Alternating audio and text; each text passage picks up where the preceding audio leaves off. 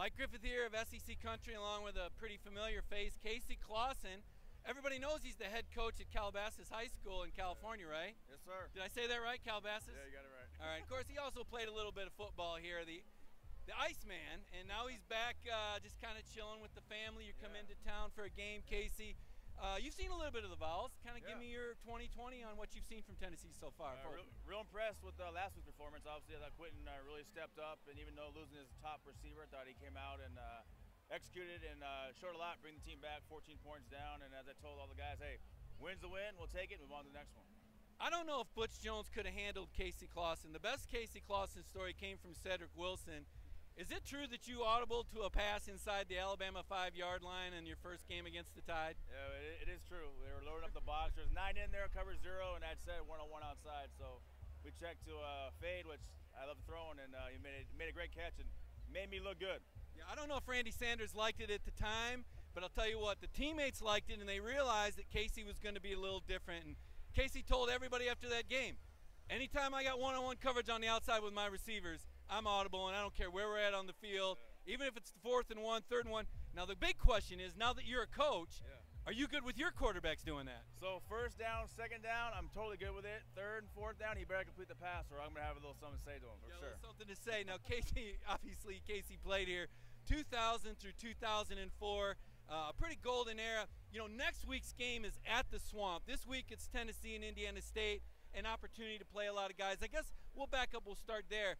I think I remember you playing against Louisiana Monroe and scoring about 63 points.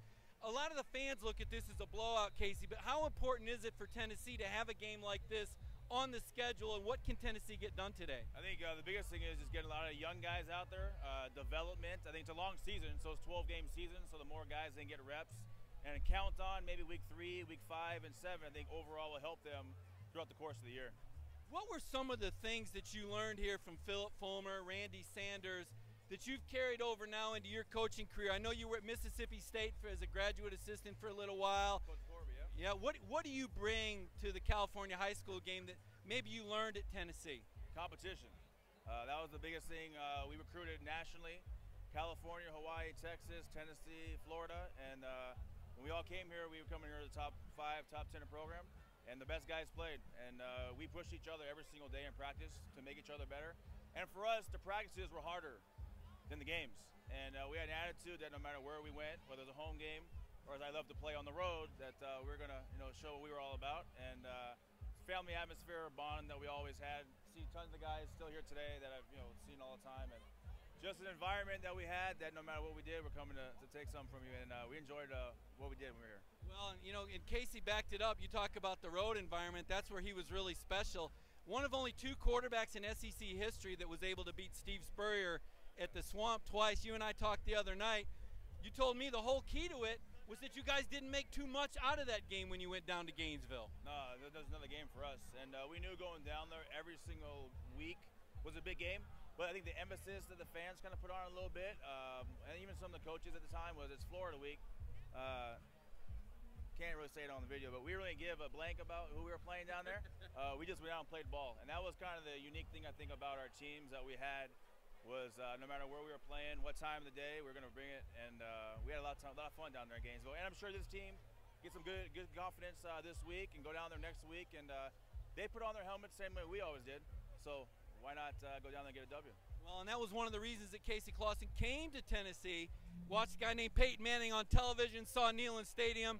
He wanted to come here to play big-time football. So those were the types of games that you really seemed to embrace and raise that level of competition up. When you look back at those memories, what are the games and the times that stand out for you? I know it was a long time ago, Casey, but what are some of your best memories here? Oh, shoot. I think, on the road, my first start, obviously, ever here against Alabama was special. Just to kind of get the keys to the car and take it from there, I think was a memorable moment. Obviously, the away games that we played, not just in Gainesville, but South Carolina, the environment down there, at Tuscaloosa.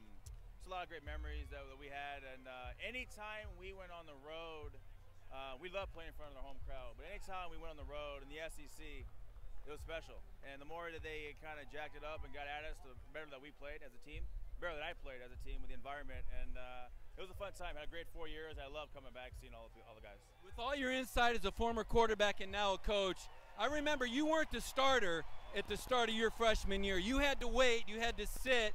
What advice would you give to quarterbacks that maybe don't get to play right out of the gate? I know that's got to be hard for guys that have been stars their whole life, and all of a sudden they're backups. What's the best way to handle that? Get better. I think coaches have a job here, and that's to win games. And if they feel you're the best guy out of the gate, you better do what you got to do to keep that. And if you're not ready, for whatever the reason, it could be mentally, physically, whatever, you got to get better. I think the biggest thing that I stress to all of our kids is control what you control. And believe me, these coaches, Coach Jones and the coaching staff, know what they're doing. So if you're out there, do everything you can to continue to stay on the field. And if you're not on the field, learn, get better, and ask the coach what I got to do to get better. And at the end of the day, believe me, their goal is just like everybody else's goal in the country, is to win football games. And I think the competition here is getting better. They're getting now the guys that want to come in and compete for championships, and I think that we're on the right track. That's right, and Coach Clausen's got a couple guys out there in California. Blake Morgan talked to Rick Clausen, your offensive coordinator who calls the plays. Do you and Rick ever any sideline disagreements between the brothers Clausen on the coaching staff? No, Rick. When I try to go, hey Rick, he goes, I got it, and I get the hand. So no. Rick's doing a great job down there. We got some really good young kids. We got two receivers, Micah Pittman and Johnny Wilson, that are national recruits. Tennessee's recruiting right now. 19 kid and a 2020 kid. And then this year I'll probably have about 6 that will go regionally, Pac-12, Mountain West guys that'll get out. So yeah, it's fun coaching high school sports and giving back to the kids. Casey Clausen, still involved with football, still doing a great job. Thanks a lot, Casey. I appreciate it, man. Go Big Orange. Good stuff.